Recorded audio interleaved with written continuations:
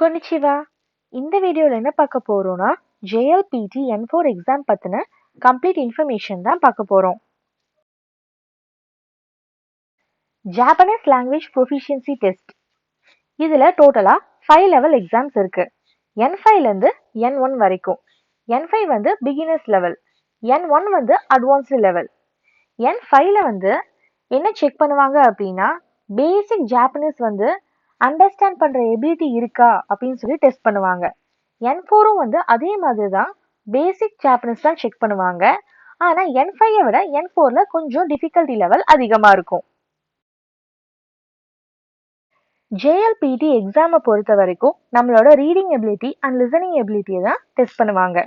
Speaking ability and writing ability test பண்ண மாட்டாங்க. JLPT N5 எக்ஸாம்ல ரீடிங் என்ன டெஸ்ட் பண்ணுவாங்க அப்படின்னா வந்து ரொம்ப பேசிக்கான டிபிக்கல் எக்ஸ்பிரஷன்ஸ்லாம் படிச்சு புரிஞ்சுக்க முடியுதா, ஒரு சென்டென்ஸ்ல வந்து ஹிரகானா கதகானா பேசிக் காஞ்சிலாம் இருக்குன்னா அதை படிச்சு நம்மளால புரிஞ்சுக்க முடியுதா அப்படின்னு டெஸ்ட் பண்ணுவாங்க. இது N4 லெவல், அதை விட கொஞ்சம் டிஃபிகல்ட்டி லெவல் அதிகமா இருக்கும். இதுல வந்து ஒரு சின்ன பேசேஜ் இல்ல சென்டென்ஸ் அது வந்து டெய்லி லைஃப் ரிலேட்டட் டாபிக்ஸ் தான் இருக்கும். அதுல இருக்க பேசிக் வெக்காபுலரி அண்ட் காஞ்சி வந்து நம்மளால படிச்சு புரிஞ்சுக்க முடியுதா அப்படின்னு சொல்லி டெஸ்ட் பண்ணுவாங்க. JLPT N4 எக்ஸாம்ல லிசனிங் டெஸ்ட் எப்படி இருக்கும் அப்படின்னா கான்வர்சேஷன்ஸ் ரொம்ப ஸ்லோவா தான் இருக்கும். டாபிக்ஸ் வந்து daily life related topics, class room situations இந்த மாதிரி டாபிக்ஸ் தான் இருக்கும். அந்த ஸ்லோவா பேசுற கான்வர்சேஷனை நம்மளால புரிஞ்சிக்க முடியுதா, நமக்கு தேவையான நெசசரி இன்ஃபர்மேஷன் வந்து அதுல இருந்து பிக் பண்ணி நம்மளால ஆன்சர் பண்ண முடியுதா அப்படின்னா இந்த லிசனிங் டெஸ்ட்ல செக் பண்ணுவாங்க. நெக்ஸ்ட் JLPT N4 எக்ஸாமோட கொஸ்டின் பேட்டர்ன் எப்படி இருக்கும் அப்படின்னு பார்க்கலாம். JLPT N4 எக்ஸாம் வந்துட்டு 3 ஸ்பிளிட் பண்ணி கண்டக்ட் பண்ணுவாங்க. ஃபர்ஸ்ட் வெக்காபுலரி எக்ஸாம் நடக்கும் 25 மினிட்ஸ்க்கு. நெக்ஸ்ட் ஒரு பிரேக் இருக்கும். அதுக்கப்புறம் கிராமர் அண்ட் ரீடிங் ரெண்டுமே சேர்ந்து 55 மினிட்ஸ் கண்டக்ட் பண்ணுவாங்க. நெக்ஸ்ட் ஒரு பிரேக் இருக்கும். அதுக்கப்புறம் லிசனிங் எக்ஸாம் 35 மினிட்ஸ்க்கு கண்டக்ட் பண்ணுவாங்க. நெக்ஸ்ட் ஒவ்வொரு செக்ஷன் பத்தியும் டீடைல்டா பார்க்கலாம். இதுல டோட்டல் நம்பர் ஆஃப் கொஸ்டின்ஸ் பத்தி நான் அப்ராக்சிமேட்டா தான் சொல்லியிருக்கேன். ஸோ இது வந்து எக்ஸாக்ட் இன்ஃபர்மேஷன் கிடையாது. First exam vocabulary. இதுல இருக்க ஒவ்வொரு கொஸ்டின் டைப் பத்தியும் நெக்ஸ்ட் பார்க்கலாம். டைப் 1 காஞ்சி ரீடிங். இதுல 9 கொஸ்டின்ஸ் வரைக்கும் வரலாம். இதுல கொஸ்டின் எப்படி இருக்கும்னா ஒரு சென்டென்ஸ் கொடுத்துருவாங்க, அதுல வந்து ஒரு காஞ்சி வேர்டை வந்து அண்டர்லைன் பண்ணியிருப்பாங்க. அந்த காஞ்சியோட ரீடிங் வந்துட்டு 4 ஆப்ஷன்ஸ்ல எதுன்னு சொல்லி நம்ம கரெக்டா செலக்ட் பண்ணணும். இந்த 4 ஆப்ஷன்ஸ் வந்து கொஞ்சம் மைல்டு வேரியேஷன்ஸோட தான் இருக்கும். எல்லாமே ஆன்சர்ஸ் மாதிரி தான் நமக்கு தெரியும். ஸோ வந்து கரெக்டா நம்ம செலக்ட் பண்றோமா அப்படின்ட்டு ஒரு ட்வைஸ் படிச்சு பார்த்து நம்ம செலக்ட் பண்ணணும். Type 2 orthography. இதுல 6 கொஸ்டின்ஸ் வரைக்கும் வரலாம். ஹிரகானா டு கதகானா, கதகானா டு ஹிரகானா இந்த மாதிரி கொஸ்டின்ஸும் இதுல வரலாம். ஒரு வேர்டு வந்து ஹிரகானால கொடுத்திருப்பாங்க, அதுக்கு கரெக்டான காஞ்சியை வந்துட்டு 4 ஆப்ஷன்ஸ்ல இருந்து செலக்ட் பண்ற மாதிரி கொஸ்டின்ஸ் வந்து இந்த ஆர்த்தோகிராஃபி செக்ஷன்ல வரும். Type 3 Contextually defined expressions. இதுல வந்து 10 கொஸ்டின்ஸ் வரைக்கும் வரலாம். இந்த டைப் வந்து fill in the blanks மாதிரி தான். மிஸ் ஆயிருக்க வேர்டுக்கு வந்து 4 ஆப்ஷன்ஸ்ல எது ரொம்ப அப்ரோப்ரியேட்டா இருக்கும் அப்படின்னு சொல்லி நம்ம செலக்ட் பண்ணி எழுதணும். Type 4 Paraphrases. இதுல 5 கொஸ்டின்ஸ் வரைக்கும் வரலாம். இந்த டைப்ல கொஸ்டின் எப்படி இருக்கும்னா ஒரு சென்டென்ஸ் கொடுத்துருவாங்க, அப்புறம் 4 ஆப்ஷன்ஸ் இருக்கும். அந்த 4 ஆப்ஷன்ல இருக்க சென்டென்ஸுமே இந்த கொஸ்டின் சென்டென்ஸ்க்கு சிமிலரா இருக்க மாதிரி இருக்கும். இந்த 4 சென்டென்ஸ்ல கொஸ்டின் சென்டென்ஸ்க்கு எது ரொம்ப எக்ஸாக்டா மேட்ச் ஆகுதோ அந்த சென்டென்ஸை நம்ம பிக் பண்ணணும். Next type 5 usage. இதுதான் லாஸ்ட் டைப் வெக்காபுலரி செக்ஷன்ல. இதுல 5 கொஸ்டின்ஸ் வரைக்கும் வரும். ப்ரீவியஸ் டைப் கொஸ்டின்ஸ்க்கு நம்ம கம்பேர் பண்ணோம்னா இந்த டைப் வந்து கொஞ்சம் டிஃபிகல்ட்டா இருக்க மாதிரி இருக்கும். இதுல கொஸ்டின் வேர்டு ஒன்று கொடுத்துருவாங்க, அதுக்கப்புறம் 4 சென்டென்ஸ் ஆப்ஷன்ஸ்ல கொடுத்துருவாங்க. அந்த கொஸ்டின்ல கொடுத்த வேர்டு வந்து இந்த 4 சென்டென்ஸ்லயுமே வந்து யூஸ் ஆயிருக்கும். ஆனா எந்த சென்டென்ஸ்ல வந்துட்டு அதோட மீனிங் கரெக்டா மேட்ச் ஆகி வந்திருக்கோ அந்த சென்டென்ஸை தான் நம்ம ஆன்சரா பிக் பண்ணணும். Next section 2 Grammar and Reading. இந்த எக்ஸாம் 55 minutes நடக்கும். கிராமர் எழுதி முடிச்சோன்னா அப்படியே கண்டினியூஷனாக நம்ம ரீடிங் கொஷின்ஸ் அட்டன் பண்ணுற மாதிரி இருக்கும். ஒவ்வொரு கொஷின் டைப் பற்றியும் நெக்ஸ்ட் பார்க்கலாம். Type 1 selecting grammar form. இதில் fill in the blanks மாதிரி தான். மிஸ்ஸாக இருக்க வேர்டோட கிராமர் ஃபார்ம் 4 ஆப்ஷன்ஸில் எது கரெக்டோ அதை நம்ம செலக்ட் பண்ணணும். Type 2 sentence composition. இதில் 5 கொஷின்ஸ் வரைக்கும் வரலாம். இதில் கொஷின் சென்டென்ஸில் 4 வேர்ட்ஸ் மிஸ்ஸிங்காக இருக்கும். அந்த 4 வேர்ட்ஸும் கீழே இருக்க 4 ஆப்ஷன்ஸ் வச்சு அந்த சென்டென்ஸை நம்ம ஃபஸ்ட்டு கரெக்டாக ஃப்ரேம் பண்ணணும்.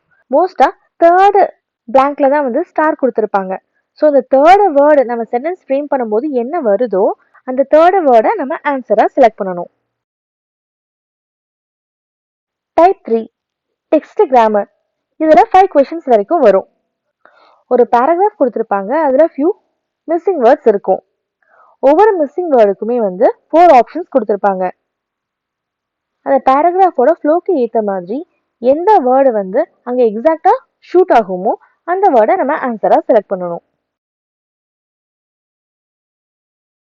Type 4 short passages. ஒரு சின்ன பேராகிராஃப் கொடுத்துருப்பாங்க, இல்லைனா ஒரு நோட்டீஸ் மாதிரி இன்ஃபர்மேஷன் கொடுத்துருப்பாங்க. ஸோ அந்த இமேஜ் பார்த்து இல்லைனா அந்த பேராகிராஃப் பார்த்து கேட்டிருக்க கொஷினுக்கு கரெக்டாக நம்ம ஆன்சர் செலக்ட் பண்ணணும். Type 5 mid passages. ஒரு பெரிய பேராகிராஃப் கொடுத்துருப்பாங்க, அந்த பேராகிராஃப்லேருந்து கொஷின்ஸ் கேட்டிருப்பாங்க. ஸோ இந்த பேராகிராஃபை படித்து பார்த்து நம்ம ஆன்சரை செலக்ட் பண்ணணும். Type 6 information retrieval. இதில் ஒரு கொஷின் இல்லைனா 2 கொஷின் வரும். இதில் நமக்கு இன்ஃபர்மேஷன் எப்படி ப்ரொவைட் பண்ணியிருப்பாங்க அப்படின்னா, ஒரு சார்ட்டா இல்லைனா டேப்லோ காலமா நமக்கு இன்ஃபர்மேஷன் ப்ரொவைட் பண்ணியிருப்பாங்க. அதுலேருந்து கொஷின் கேட்டிருப்பாங்க. ஸோ அந்த கொஷினுக்கு கரெக்டான ஆன்சரை நம்ம ரீட்ரைவ் பண்ணி ஆன்சர் பண்ணுற மாதிரி இருக்கும். இது மிட் பேசேஜஸ் லாங் பேசேஜஸ் எல்லாம் இருக்கு இல்லையா, அதை விட டைம் கம்மியாக தான் கன்சியூம் ஆகும். நம்ம பேராகிராஃப் படிக்கிறதுக்கு கன்சியூம் ஆகிற டைமை விட இதுக்கு ரொம்ப கம்மியான டைம் தான் கன்சியூம் ஆகும். ஸோ நான் யூஸ்வலாக எக்ஸாம் எழுதும் போது இன்ஃபர்மேஷன் ரீட்ரைவல் டைப் முடிச்சுட்டு தான் மிட் பேசேஜஸ் கொஷின்ஸ் அட்டன் பண்ணுவேன். கம்பேர் பண்ணி பார்த்தா மிட் பேசேஜஸ் விட இந்த இன்ஃபர்மேஷன் ரீட்ரைவல் கொஷின்ஸ் கொஞ்சம் ஈஸியாக இருக்க மாதிரி எனக்கு தோணும். Next section 3 listening. இந்த எக்ஸாம் 35 minutes கண்டக்ட் பண்ணுவாங்க. இதில் ஒவ்வொரு டைப் பற்றியும் நெக்ஸ்ட் பார்க்கலாம். லிசனிங் எக்ஸாம் ஸ்டார்ட் ஆனோன்னு ஃபர்ஸ்ட் ஆன்சர் புக்லெட் ஓப்பன் பண்ண சொல்லுவாங்க. அதுக்கப்புறம் லிசனிங் எக்ஸாம் பற்றின ஒரு செட் ஆஃப் இன்ஸ்ட்ரக்ஷன்ஸ் சொல்லுவாங்க. அதுக்கப்புறம் மொந்தாய் 1 அந்த கொஷின் எப்படி இருக்கும், எப்படி ஆன்சர் பண்ணணும் அப்படின்னு சொல்லி ஃபர்ஸ்ட் சொல்லுவாங்க. அதுக்கப்புறம் ஒரு ப்ராக்டிஸ் கொஷின் சொல்லுவாங்க. அந்த ப்ராக்டிஸ் கொஷினோட ஆன்சரையும் சொல்லுவாங்க. ஸோ இது எல்லாத்துக்கும் ஒரு டைம் கன்சியூம் ஆகும். நீங்கள் எக்ஸாம் போகிறதுக்கு முன்னாடியே கொஷின் டைப் எப்படி இருக்கும், எப்படி ஆன்சர் பண்ணணும் அப்படின்னு தெளிவாக தெரிஞ்சுட்டு போயிருந்தீங்கன்னா எக்ஸாமில் இந்த ரெக்கார்டிங்கெல்லாம் ப்ளே பண்ணும்போது நீங்கள் அதில் கான்சென்ட்ரேட் பண்ணாமல் நெக்ஸ்ட்டு கேட்க போகிற கொஷினோட ஆன்சர்ஸ் உங்ககிட்ட இருக்கும் இல்லையா, அதை நீங்கள் கோ த்ரூ பண்ணுங்கள். அப்போ ஆக்சுவலாக கொஷின் கேட்கும் போது உங்களுக்கு ஆன்சர் பிக் பண்ண ரொம்பவே ஈஸியாக இருக்கும். ஓகே, இப்போ நம்ம டைப் 1 கொஷின் என்னன்னு பார்க்கலாம். Task based comprehension. இதில் கொஷின் எப்படி இருக்கும் அப்படின்னு சொல்லிட்டு ஒரு எக்ஸாம்பிள் பார்க்கலாம். Husband and wife telephonic conversation மாதிரி இருக்கும். ஹஸ்பண்ட் நான் வீட்டுக்கு கிளம்புறேன், ஏதாவது வாங்கிட்டு வரணுமா அப்படின்னு உங்கள் ஒய்ஃப்க்கு ஃபோன் பண்ணி கேட்குறாங்க. அவங்க 2 பேரும் டிஸ்கஸ் பண்ணி மில்க் பேக்கெட் எவ்வளோ வாங்கணும், சீஸ் வாங்கிட்டு வரணுமா இல்லையா அப்படின்னு சொல்லி டிஸ்கஸ் பண்ணுறாங்க. ஆன்சரில் மில்க் பேக்கெட் எவ்வளோ வாங்கிட்டு வர சொன்னாங்க, சீஸ் எவ்வளோ வாங்கிட்டு வர சொன்னாங்க, இதெல்லாம் தான் ஆன்சரில் இருக்கும். ஸோ இதில் கரெக்டான ஆப்ஷனை நீங்கள் அந்த கான்வர்சேஷன் லிசன் பண்ணி ஆன்சர் பண்ணணும்.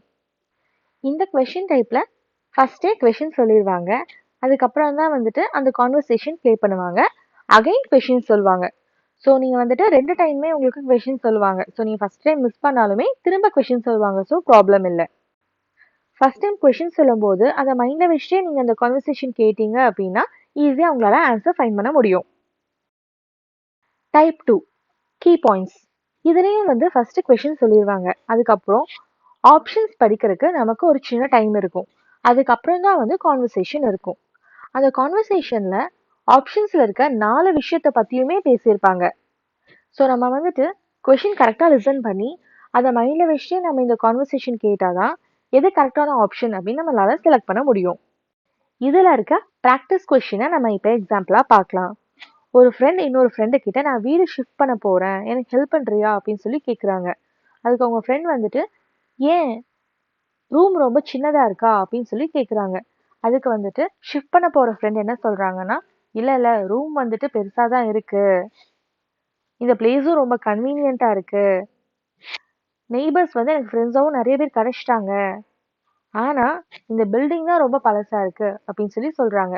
இவங்க பேசின இந்த எல்லா விஷயமுமே வந்து ஆப்ஷன்ஸில் இருக்கும். ஆனால் கரெக்டான ரீசன் எதுவோ அதை நம்ம செலக்ட் பண்ணணும். Type 3 verbal expression. இதில் 5 questions வரைக்கும் வரலாம். இதில் இமேஜ் இருக்கும். அந்த இமேஜில் ஒரு பர்சனை ஆரோ மார்க் பாயிண்ட் பண்ணியிருக்கும். அந்த பர்சன் வந்துட்டு என்ன சொல்லியிருப்பாங்க அந்த சுச்சுவேஷனில் அப்படிங்கிறத 3 ஆப்ஷன்ஸ் நமக்கு கொடுப்பாங்க. அந்த 3 ஆப்ஷன்ஸில் கரெக்டான ஆப்ஷனை நம்ம செலக்ட் பண்ணணும். இதில் இருக்க ப்ராக்டிஸ் கொஷினை இப்போ நம்ம எக்ஸாம்பிளாக பார்க்கலாம். இந்த இமேஜில் வந்துட்டு ஒருத்தவங்க ரெஸ்டாரண்ட்டில் உட்காந்துட்டு இருக்காங்க. அவங்க வந்துட்டு வெயிட்ரஸை எப்படி கூப்பிடுவாங்க அப்படிங்கிற மாதிரி இருக்கு இல்லையா? ஸோ இதில் வந்து 3 ஆப்ஷன்ஸ் கொடுப்பாங்க. ஃபர்ஸ்ட் ஆப்ஷன் வந்து வெல்கம், செகண்ட் ஆப்ஷன் வந்துட்டு சாரி, தேர்ட் ஆப்ஷன் வந்து எக்ஸ்கியூஸ் மீ. இதில் கரெக்டான ஆப்ஷன் வந்து எக்ஸ்கியூஸ் மீ தான் இல்லையா? ஸோ அந்த ஆப்ஷனை செலக்ட் பண்ணணும். Type 4 quick response. லிசனிங்கில் மற்ற டைப் விட இந்த டைப் கொஷின் தான் கொஞ்சம் டிஃபிகல்ட்டாக இருக்கும். ஏன்னா இதில் ஆன்சர்ஸ் வந்து இமேஜாவோ இல்லை சென்டென்ஸாவோ கொடுத்துருக்க மாட்டாங்க. கொஷின் ஆன்சர் ரெண்டையுமே நம்ம கம்ப்ளீட்டாக லிசன் பண்ணி ஆன்சர் பண்ணுற மாதிரி இருக்கும். எக்ஸாம்பிளுக்கு கொஷின் எப்படி இருக்கும்னா, ஒரு லேடி கேட்குறாங்க அவங்க ஃப்ரெண்டு கிட்ட, நான் ஜூஸ் வாங்க போகிறேன், உனக்கு எதாவது வேணுமா அப்படின்னு கேட்குறாங்க.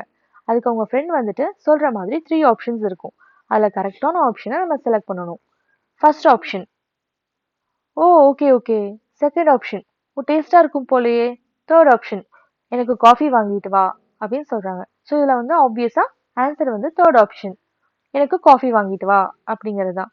ஸோ இதில் வந்து கம்ப்ளீட்டாக நம்ம லிசன் பண்ணணும். நம்ம வந்து மிஸ் பண்ணிடும் அப்படின்னா நெக்ஸ்ட் கொஷின் டக்குன்னு மூவ் ஆகிட்டே இருக்கும். ஸோ இந்த குயிக் ரெஸ்பான்ஸ் பொறுத்த வரைக்கும் நம்ம கம்ப்ளீட் கான்சன்ட்ரேஷனோட லிசன் பண்ணோம்னா இந்த செக்ஷன் ரொம்பவே ஈஸியாக இருக்கும். நெக்ஸ்ட் JLPT N4க்கு ரெக்கமெண்டட் புக்ஸ் என்னன்னு பார்க்கலாம். நிறைய புக்ஸ் இருக்கு.